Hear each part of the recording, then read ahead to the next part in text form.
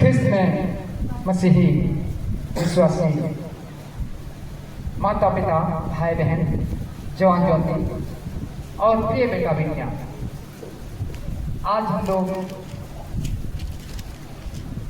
त्रितातीस पर्व मना रहे हैं। अगर हम साधारण कहें तो त्रितातीस का के हम लोग निकल सकते हैं, परंतु ये त्रितातीस त्रिएक परमेश्वर का पर्व,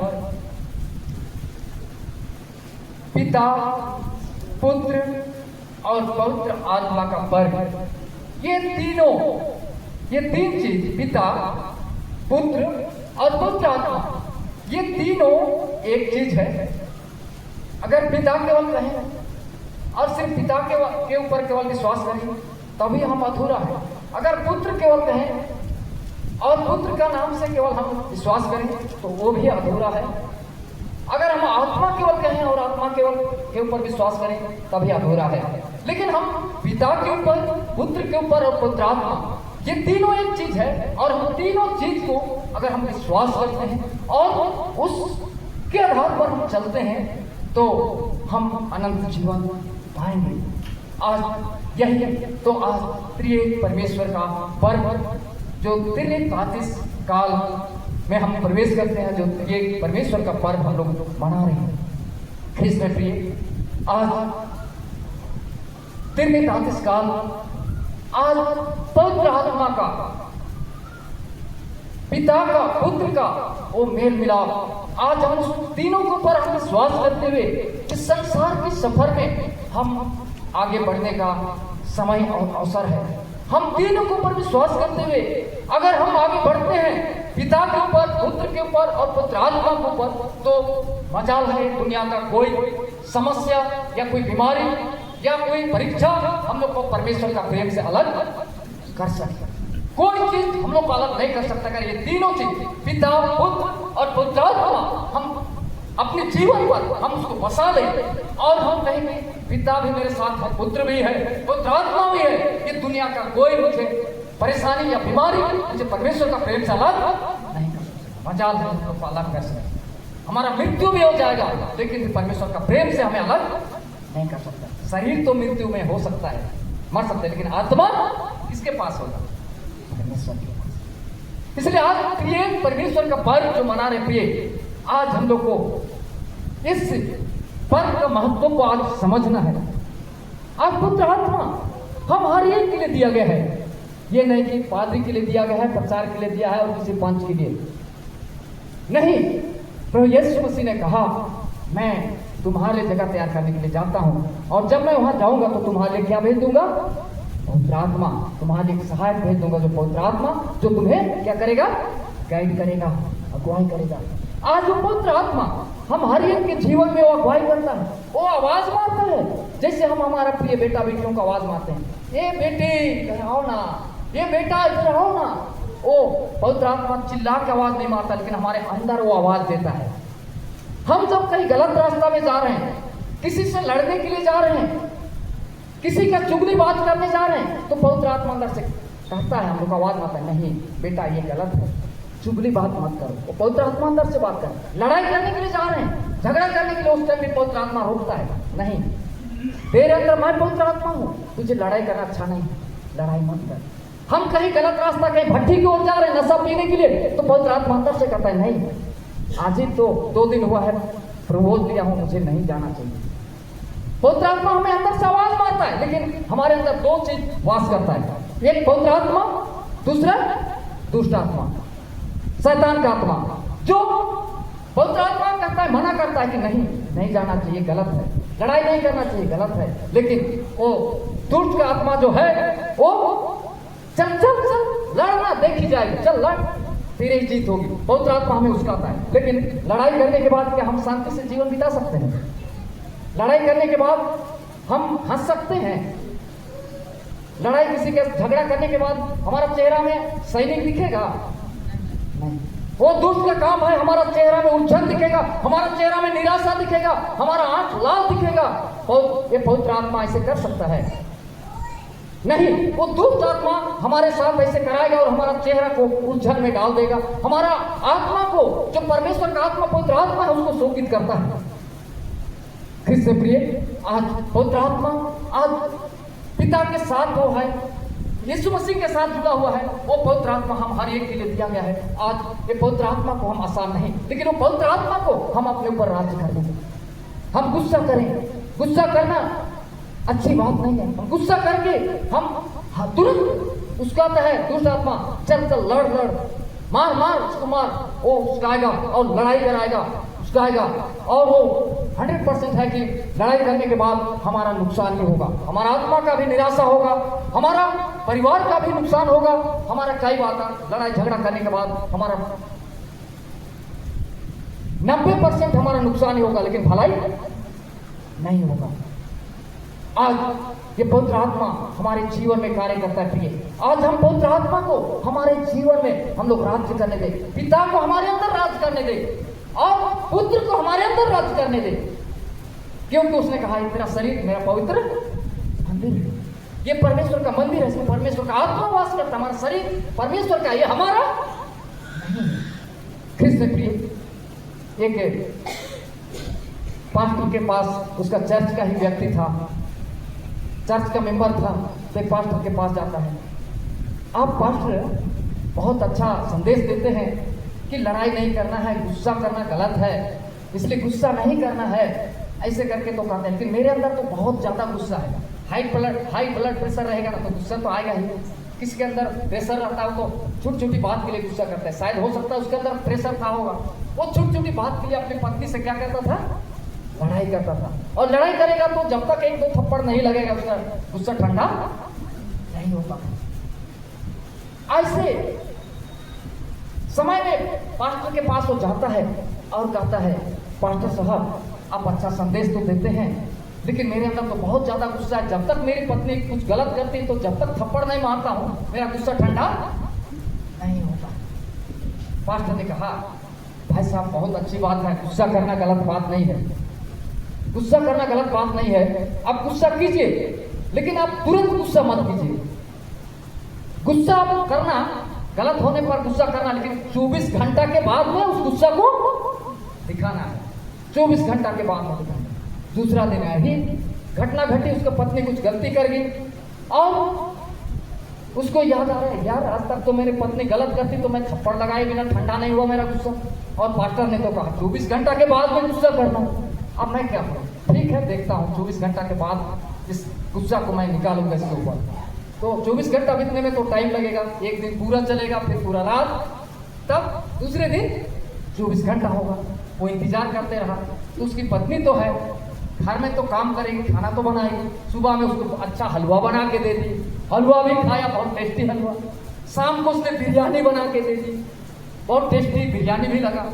और दोनों चीज तो खा लिया, बहुत अच्छा। फिर दूसरे दिन सोचने लगा, इसने कल तो गलत की थी, लेकिन मुझे सुबह में भी बहुत अच्छा हलवा खिलाई, शाम में बिरयानी भी बहुत अच्छा खिलाई। अब इसको किस गुस्से में मैं इसको दिखाऊं कि कल गलती की थी, कैसे मारूं। उसने सोचा छोड़ो यार, आप इसको जाने दो, बीत गई सो बात की, है ना। उसने वो उस दिन से वो समझ गया कि नहीं, गुस्सा करना है तो उसको कंट्रोल भी करना है, और कंट्रोल करना सीखा। और उसका गुस्सा धीरे धीरे और ठंडा होने लगा और वो प्रभु के साथ उसका अच्छा संगाती होने लगा। तो आज हमारे हर एक के अंदर गुस्सा आता है प्रिय, आज हमारे अंदर सबके अंदर गुस्सा है, लेकिन उस गुस्से को कंट्रोल करना हमारे ऊपर। इस गाड़ी का, जीवन का गाड़ी का ड्राइवर पादरी चलाता है, प्रचार, हम स्वयं इसके ड्राइवर हैं। इसका ब्रेक भी हमारे हाथ में है, स्टीयरिंग भी हमारे हाथ में है, नियंत्रण में रखना, गड्ढा तरफ ले जाना कि रोड में ले जाना, वो भी हमारे हाथ में। तो हम लोग को इस गाड़ी को चलाने के लिए हम लोग को सीखना है। आज हम पवित्र आत्मा का पर्व मना रहे हैं, आज प्रिय परमेश्वर का पर्व मना रहे हैं। आज हम लोग अपनी गाड़ी को हम नियंत्रण में रखते हुए हम लोग जीवन को सजाएं। कृष्ण प्रिय, आज हम लोग का जीवन बहुत ही कीमती जीवन, जो आज प्रभु यीशु मसीह आज हमें शिक्षा देता है, आज हमें बतलाना चाहता है। आज पवित्र आत्मा तो हम लोग को लड़ाई करने के लिए ले जाएगा, पवित्र आत्मा नहीं, गलत रास्ता पर ले जाए, किसी का चुगली बात करने के लिए भी पवित्र आत्मा नहीं लेगा। वो दुष्ट आत्मा हम लोग को सब काम कराता है। तो आज हम उसकी आवाज को पहचाने। शैतान है, दुष्ट आत्मा का काम क्या है? शैतान का काम है, वो शैतान बहुत चालाक है। वो इतना चालाक है कि वो कभी भी हमारे अंदर आएगा कुछ गलत कराने के लिए, तो क्या गरजते आएगा? नहीं, लेकिन शैतान क्या बन के आएगा? दोस्त बन के आएगा। क्या करके? दोस्त बन के आएगा शैतान। यीशु मसीह के पास शैतान गया जब 40 दिन उपवास किया था यीशु मसीह, और उसको भूख लगी थी। शैतान कैसे गरजते गया, हाँ ये पत्थर को बोल, मैं शैतान हूं, उसको खा ले, ऐसे बोला। क्या कहा? अरे आपको 40 दिन बहुत मेहनत किया ना, उपवास किया, आप तो भूख लगी है ना, अरे आप तो परमेश्वर का पुत्र है ना, लेना ये पत्थर को क्या कर ले, ये पत्थर को रोटी बना दो और फिर बड़ा प्यार से बोला, गरज के बोला, बड़ा प्यार से बोला शैतान की, चल मैं इसको खा। लेकिन यीशु मसीह ने कहा, मनुष्य का पुत्र रोटी से ही केवल नहीं, परमेश्वर का वचन से। आदम का वाट किया मैं गया शैतान, कैसे गया? गरजते गया, हाँ मैं शैतान हूं, चल हवा तो इस फल को खा ले, ऐसे किया। बड़े प्यार से गया शैतान, दोस्त बन के सांप के रूप में गया। हेलो बहन जी, कैसे हैं? बहुत अच्छी है ना, और इतना सुंदर बगीचा आपके पास है ना, बहुत अच्छा फल फूल लगा हुआ है ना। हाँ, तो क्या क्या आपको आदेश दिया है आपका जो बनाने वाला है वो? उसने कहा सबको तोड़ के खाने के लिए कहा और आराम से रहना, काम काज कुछ नहीं करना है, ऐसे बताया है। लेकिन एक ही एक काम बताया उसने कि बीच में जो पेड़ है ना, इसका फल को नहीं खाना, यही तो बताया है, बाकी और कुछ भी नहीं। अरे बहन जी, आप यही तो गलती की आपने, सबको खाने के लिए बोला, ये फल तो और अच्छा है, अगर आप इसको खाएंगे ना, आपका आंख क्या हो जाएगा? खुल जाएगा, आपका दिमाग भी खुल जाएगा। खाइए तो, बहुत सुंदर है, देखिए ना कितना टेस्टी है। बड़ा प्यार से उसको कहा। हवा ने क्या किया? बड़ा प्यार से बात करने से हवा चाल में फंस गई और उसको क्या की? तोड़ के खा भी लिया, और साथ में किसको? आदम को भी दे दी। तो आज शैतान यही तो करता है, वो बड़ा प्यार से दोस्त के साथ बन के आएगा, चलना भाई चलना, फलाना जगह थोड़ा सा, अरे एक ही बियर पिए उससे क्या होगा यार, है ना, बड़ा दोस्त के साथ आएगा, चलना लड़ना, एक दिन लड़ाई करेगा क्या, तेरा ही जीत होगा, लड़ना इसके साथ, लड़, है ना, लड़ाई करेगा और कहीं उल्टा सीधा काम करेगा हम लोग को। वो दुष्ट हमारे पास बड़ा दोस्त के रूप में प्यार से आकर हमें अपने जाल में फंसाएगा और हमारे द्वारा वो कृष्ण प्रिय, आज हम लोग को ये त्रितातीस काल में हम चाहते हैं, आज तीन परमेश्वर का पर्व मना रहे हैं। आज हम लोग को अपना जीवन का महत्व को, कीमत को आज हम लोग को पहचाने और पवित्र आत्मा का आवाज को पहचाने। तो आज हम लोग परमेश्वर यीशु मसीह ने कहा, मैं तुम्हारे लिए जगह तैयार करूंगा और फिर लेने के लिए आऊंगा। झूठ बोल दिए क्या? आज तक यीशु मसीह ने झूठ बोले क्या? हम इंसान झूठ बोल सकते हैं, मैं भी झूठ बोल सकता हूँ, कोई बड़ा पादरी या डीकन हो या बिशप हो भी झूठ बोल सकता है, लेकिन यीशु मसीह एक भी झूठ नहीं बोलेगा। और जो पवित्र ग्रंथ में लिखा हुआ है, इसमें एक बिंदु ना तो घटाया जा सकता है ना तो इसमें बढ़ाया जा सकता है। आज वो झूठ नहीं, वो लेने के लिए आएगा और वो तैयारियां पूरी हो चुकी है, वो आएगा और उस दिन के लिए आज हम लोग को अपने आत्मा को सजाना है, तैयारी करना है। तो तैयारी कैसे करेंगे?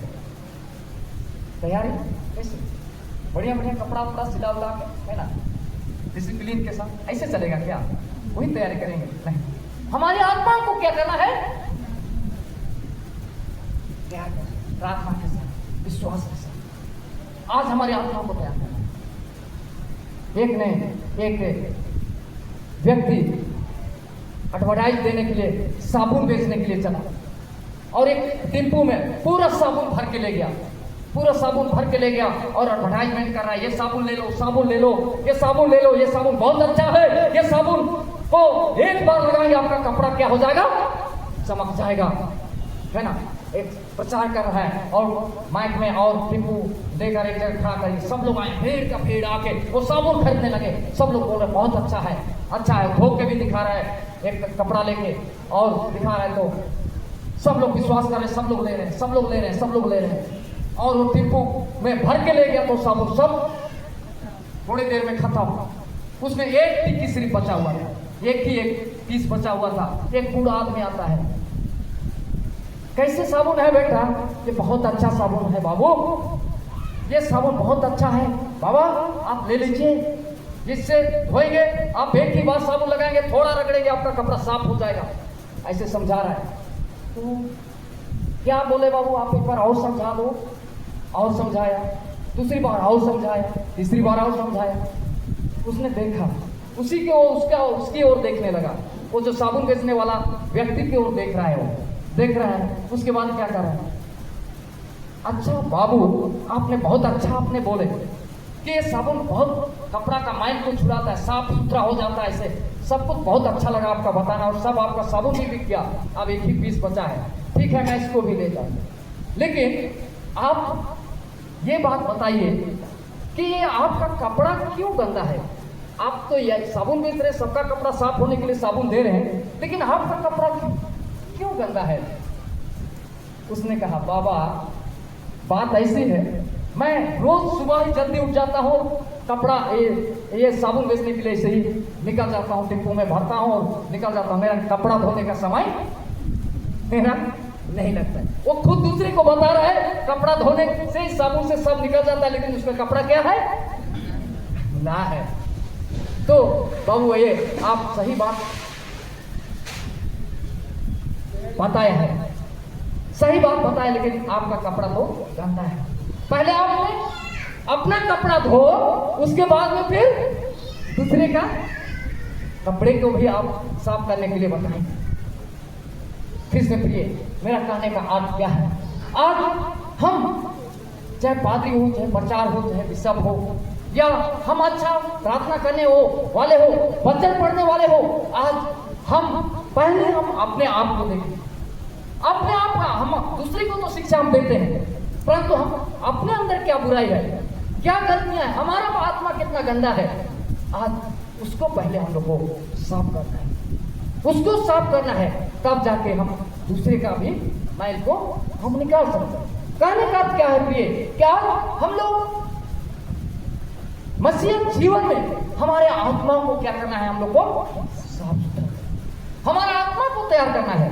आज निकोदेमुस यीशु मसीह के पास डिस्कस करने के लिए जाता है। निकोदेमुस कब गया उससे बात करने के लिए? सुबह में। कितना बजे? कितना बजे गया था? 12 बजे दिन का, रात में गया। कब गया? कब गया? अभी तो पढ़े थे हम लोग। निकोदेमुस ने रात में कहा गया यीशु मसीह के पास, क्या करने?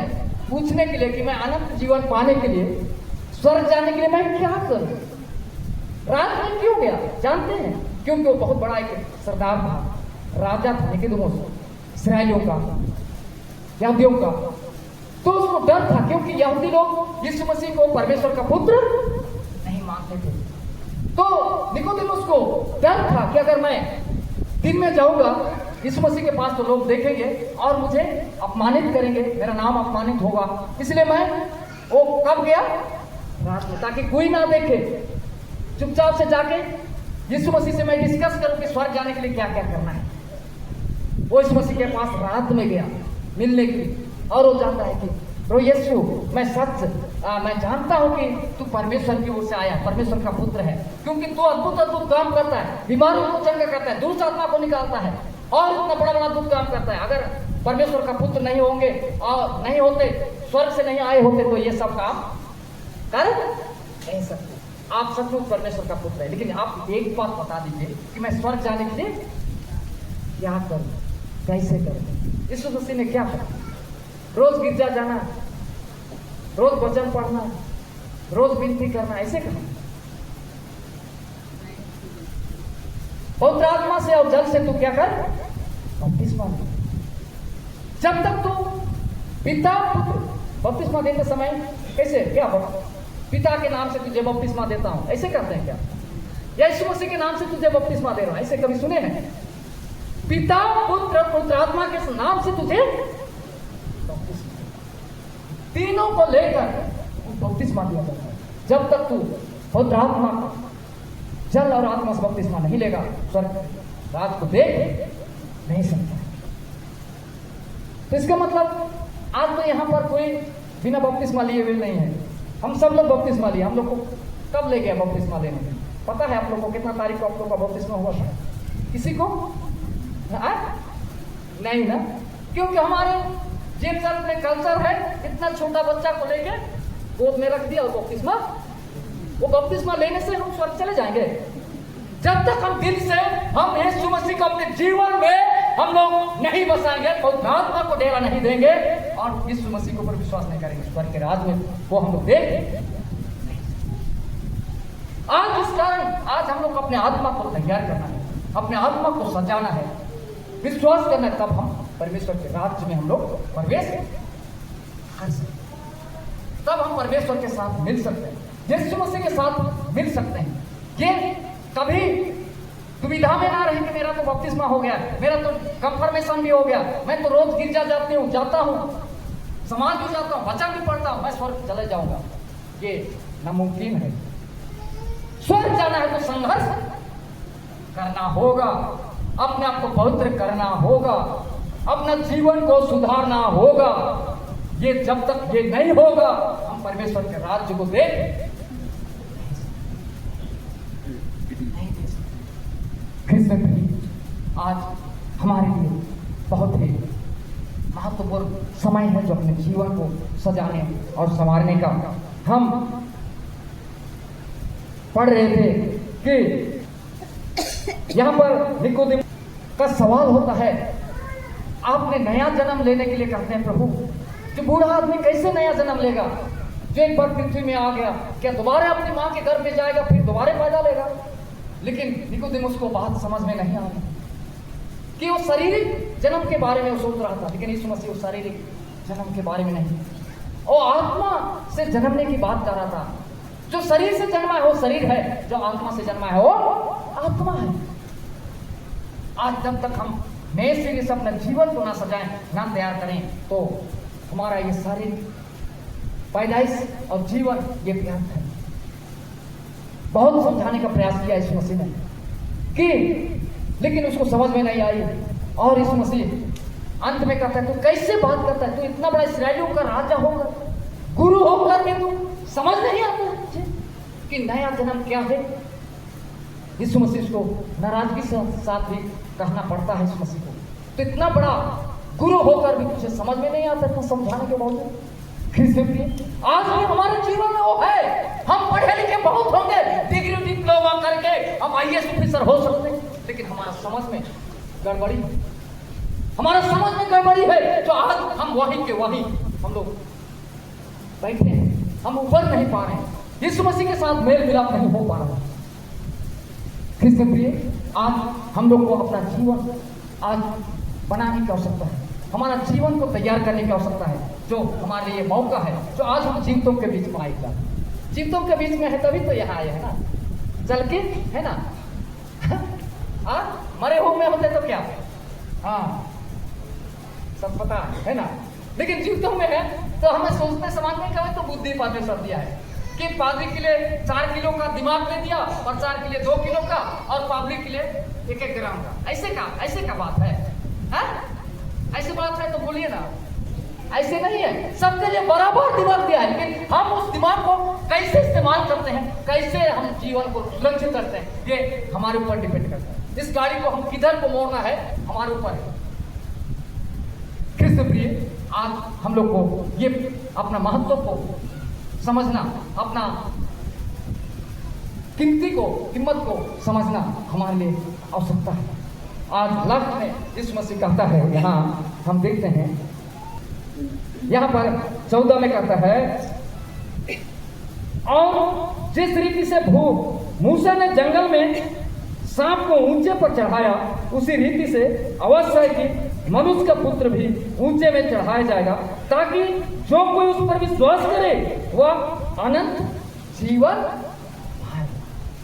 कृष्ण प्रिय, यहाँ लास्ट में उसको उदाहरण देते हुए यीशु मसीह ने कहता है कि जैसे मूसा ने पीतल का सांप बना के इस्राएलियों के लिए कहां चढ़ाया, दिखाया ऊपर लटका दिया एक ऊंचे डांग के ऊपर, एक लाठी के ऊपर, और जो कोई उसने कहा दिया कि जो कोई इस पीतल का सांप को नजर मारेगा वो मर जाएगा, क्योंकि सबको सांप क्या कर रहा था, डांस रहा था, सबके शरीर में जहर था।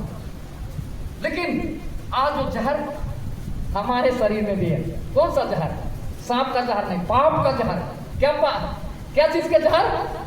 पाप का जहर। अब धीरे धीरे चढ़ रहा है, इधर दासा है ना, वो इधर से चढ़ रहा है सिर की तरफ, और इधर ऊपर तक जहर चढ़ गया, पाप का जहर, तो हम खत्म, है ना, समाप्त हमारा जीवन।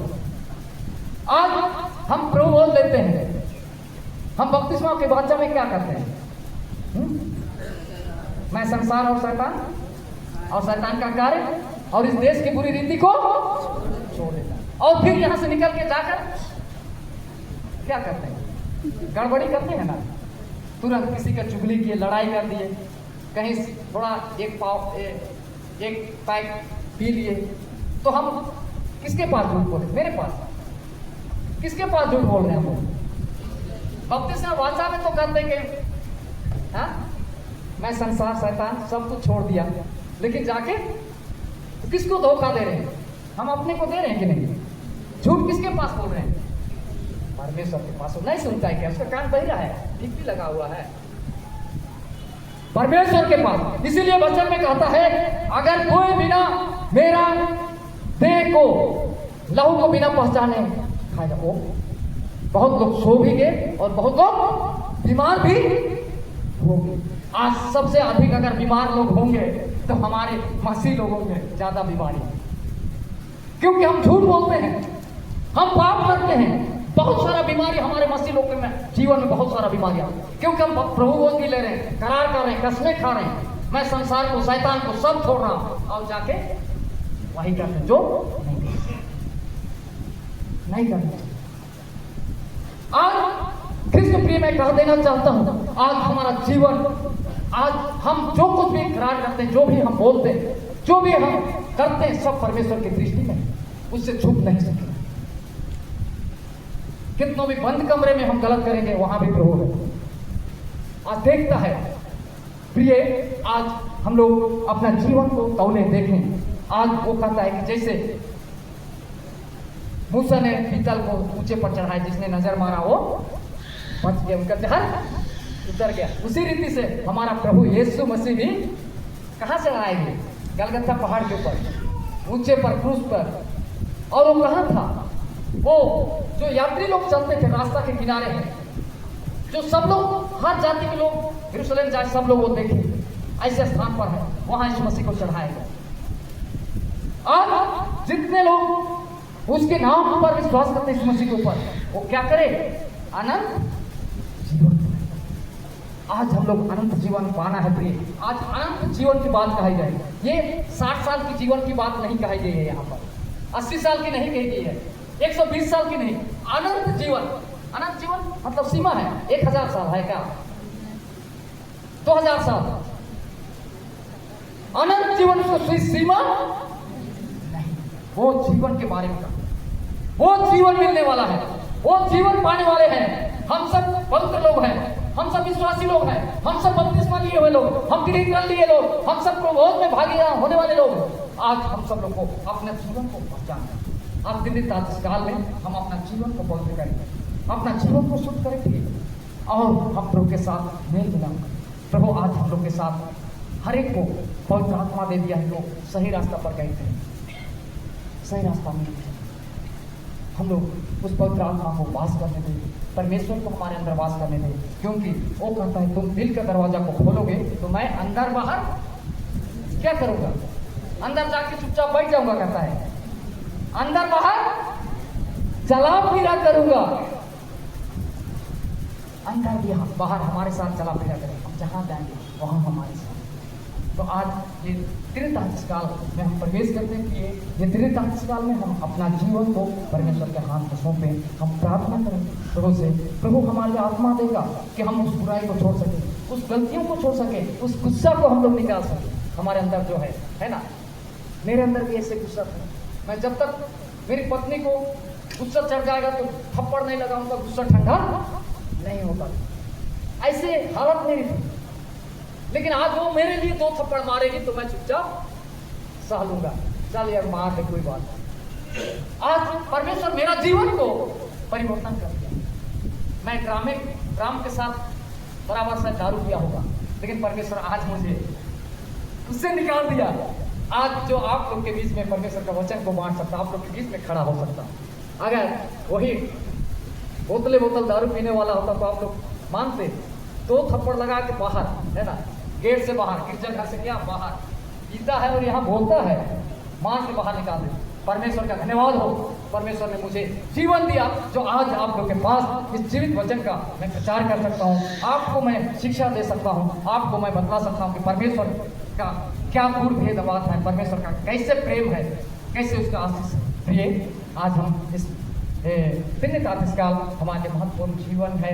इस काल में हम लगातार अपने लिए प्रार्थना करते हुए अपना जीवन को परमेश्वर के लिए सौंपें। परमेश्वर हमारी मंडली, हर एक बुजुर्ग माता पिता और भाई बहन के एक अच्छी आत्मा दे, पुत्र आत्मा दे, और हम परमेश्वर के साथ अच्छा संगति बनाकर हम परमेश्वर के राज्य के लिए अपने आप को तैयारी कर सकें। प्रभु इस वचन पर बहुत आशीष।